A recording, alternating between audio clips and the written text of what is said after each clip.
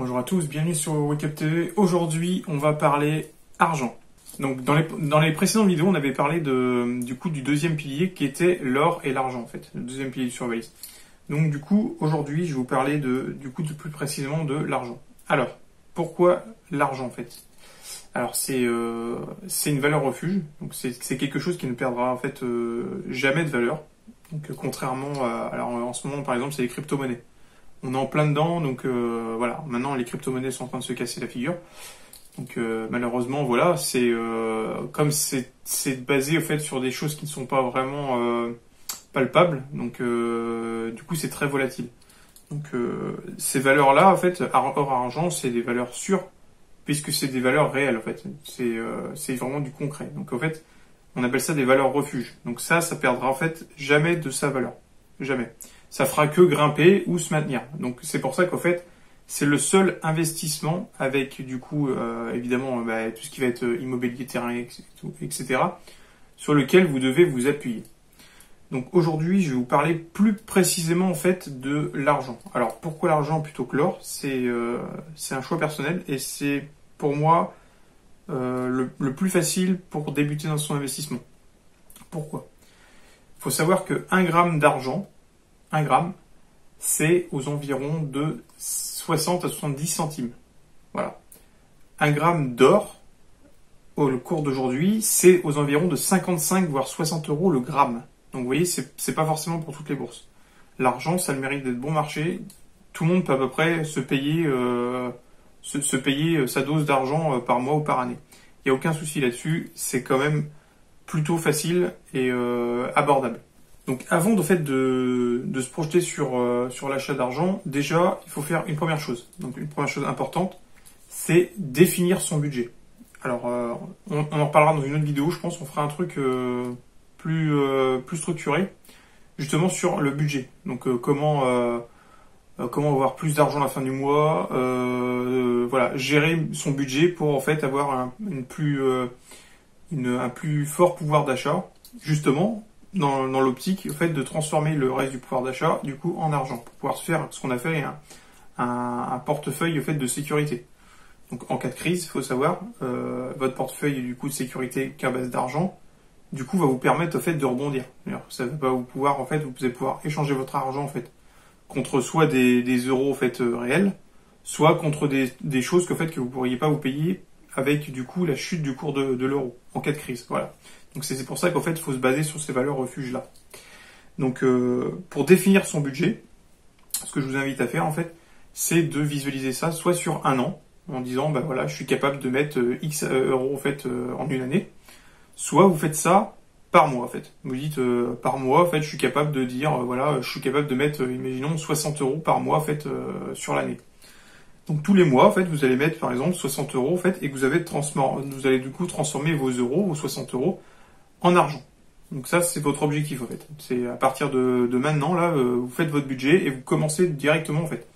Donc ça peut commencer par une pièce, 2 pièces, 3 pièces, après ça va dépendre de votre budget en fait. Mais déjà, définir déjà son budget à l'heure actuelle, pour pouvoir le lisser, pour ensuite vous dire, ok, je peux acheter tant de grammes d'argent en fait dans le mois, dans l'année.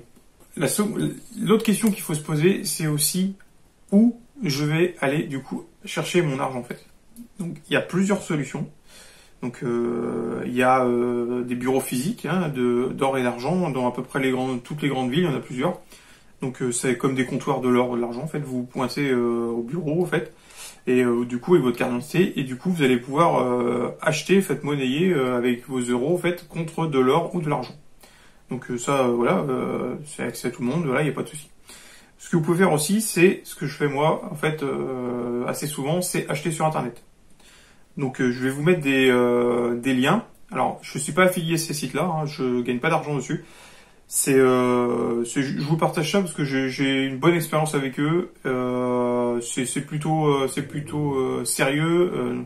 J'ai jamais de soucis. Donc je vous mettrai les liens. Vous irez faire un tour. Et du coup voilà. Donc il y a plusieurs possibilités comme ça. Il y a évidemment tout ce qui va être eBay aussi, les sites aux enchères et tout. Bon là par contre c'est du particulier à particulier. Donc là c'est toujours voilà. Il y a toujours la petite méfiance de se dire attention qu'est-ce que j'achète et tout. Moins vous achetez en comptoir ou sur un site spécialisé, vous savez ce que vous achetez. C'est-à-dire qu'il n'y a pas de surprise, c'est vraiment, voilà, c'est du concret, c'est du palpable, c'est du réel, c'est, voilà, il n'y a pas d'embrouille, quoi. Donc, si vous décidez le fait de chercher sur Internet ou en bureau physique, ce qu'il faut se donner en fait comme pensée en fait, c'est comment je vais faire une recherche efficace, parce qu'évidemment en fait, il y a une fluctuation du prix de l'argent suivant les sites ou les bureaux. C'est normal parce que du coup, il y a une cotation de l'argent qui est faite. Donc, comme je vous ai expliqué tout à l'heure, elle était aux alentours de 60-70 centimes le gramme. Donc ça fluctue hein, en fonction de l'année, en fonction de voilà, ça peut descendre, ça peut monter, etc. Exactement comme l'or ou comme le pétrole, etc. Bon, forcément, ça bougera moins avec le pétrole. Et donc, ce qu'il faut pour une recherche efficace, pour arriver à avoir les meilleurs prix possibles, ce qu'il faut faire, c'est il faut se baser en fait à la cotation de votre pièce par rapport au prix du gramme d'argent de la cotation en fait de la bourse de l'argent en fait. Donc pour être plus clair en fait, imaginons vous prenez cette pièce là du coup qui est aux alentours de 26-27 euros. Donc là c'est une once d'argent. Une once d'argent, vous avez 31,100 grammes d'argent pur. Donc celle-là c'est argent pur, 99,9% d'argent. Donc ça, c'est 26-27 euros, c'est à peu près ce que vous allez payer.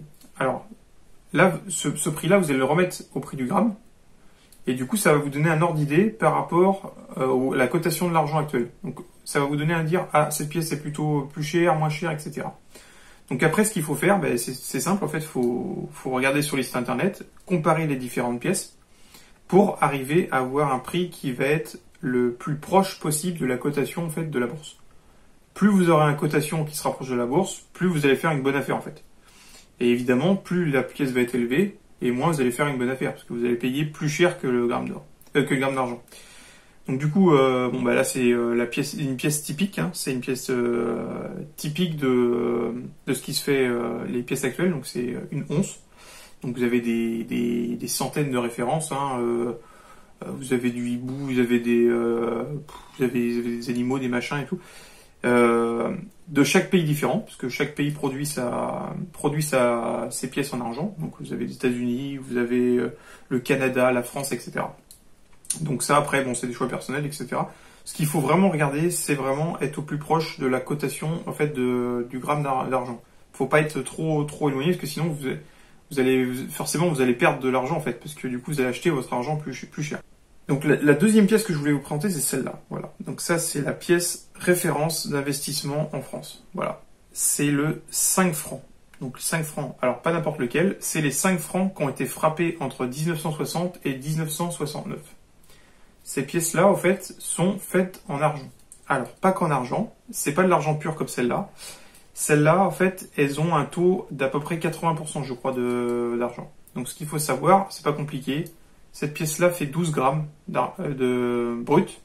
Donc du coup, elle fait 10 grammes d'argent, du coup, brut. Donc dans une pièce comme ça, de 5 francs, vous avez 10 grammes d'argent pur. Voilà. Alors après, on peut se tenter de se dire, oui, mais moi, finalement, je veux de l'argent pur. Et en fait, c'est là qu'il y a un petit piège. Donc, parce que, pour vous donner un ordre d'idée, cette pièce-là, elle gravite aujourd'hui aux alentours des 7 euros la pièce. Donc vous êtes à 7 euros pour les 10 grammes du coup d'argent. Celle-ci, vous êtes à 27 euros les 31,100 grammes d'argent. Si vous remettez au fait au prix, c'est plus intéressant de prendre des pièces comme ça, puisque vous serez au plus près en fait de la cotation du cours de l'argent. Donc c'est ça qu'il faut regarder. Faut vraiment faire attention à ça. C'est quand vous regardez les pièces, le taux de pureté, en fait, il va pas être très important. Ce qu'il faut regarder surtout, c'est le niveau du grammage d'argent par rapport au prix d'achat. Donc c'est ça qu'il faut regarder, c'est au poids brut de l'argent, laquelle est la plus intéressante. C'est ce qu'il faut regarder sur les sites internet ou dans les comptoirs d'or et d'argent. Faut que vous regardiez bien, en fait, vous allez démarcher en regardant, ah tiens, celle-là, oui, alors au niveau du gramme d'argent, ça revient à combien? Et en fait, et puis il faut vraiment que vous ayez cet objectif-là, de se dire, moi je veux être au plus proche du cours de l'argent. Comme ça, au moins, vous faites une bonne transaction. Donc voilà. Donc si vous avez vraiment des doutes, vous savez pas trop, machin, quelle pièce et tout, vous prenez pas la tête. celle-ci, c'est la monnaie référence en investissement en France.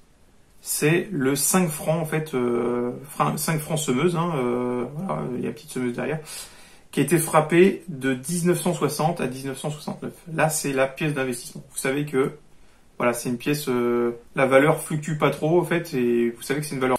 Le deuxième conseil que je peux vous donner pour faire une petite plus-value aussi, c'est les achats groupés.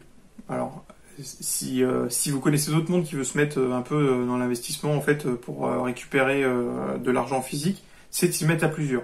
Alors, il y a plusieurs raisons à ça. Ce qu'il faut savoir, c'est que, imaginons, cette pièce-là, je la trouve sur un site internet, donc imaginons que je vous ai mis le lien, vous la trouvez à 7 € la pièce. Donc vous dites, ouais, super, bon, je suis à peu près dans le cours de l'argent, je prends. Mais il y a 7 € de frais de port. Du coup, vous dites, mince, bah alors cette pièce-là, elle me revient à 14 €. Bah là, du coup, plus du tout intéressant. Je prends ma pièce à 14 € en fait, pour 10 grammes d'argent. Donc, moi, ce que je vous invite à faire, c'est à vous mettre en groupe, chercher d'autres personnes qui veulent faire de l'investissement dedans. Et du coup, vous allez, comme ça, acheter une plus grosse quantité. Donc déjà, vous allez diviser les frais de port au nombre que vous êtes. Donc déjà, ça, c'est une bonne plus-value. Et en ayant des grosses commandes, du coup, vous allez avoir des prix dessus. Donc ça va faire encore descendre le prix de la pièce d'argent. Donc ça, c'est vachement intéressant. En achetant à plusieurs, en fait, vous faites non seulement en fait des économies sur les frais de port, mais aussi sur le prix elle-même de la pièce d'argent. Alors, ce qu'il faut savoir aussi, c'est qu'il y a des possibilités d'acheter ce qu'ils appellent sur papier. Donc, il y a des organismes en fait qui vendent de l'argent, de l'or et tout. Mais en fait, c'est pas envoyé chez vous. En fait, c'est stocké en banque. Donc, il y a une grosse banque et en fait, vous achetez de l'argent qui est stocké là-bas. C'est quelque chose que j'ai jamais fait. Je peux pas vous dire bien ou mal, je l'ai jamais fait parce que pour moi, en fait, je trouve ça plus sécurisant en fait d'avoir l'argent en fait.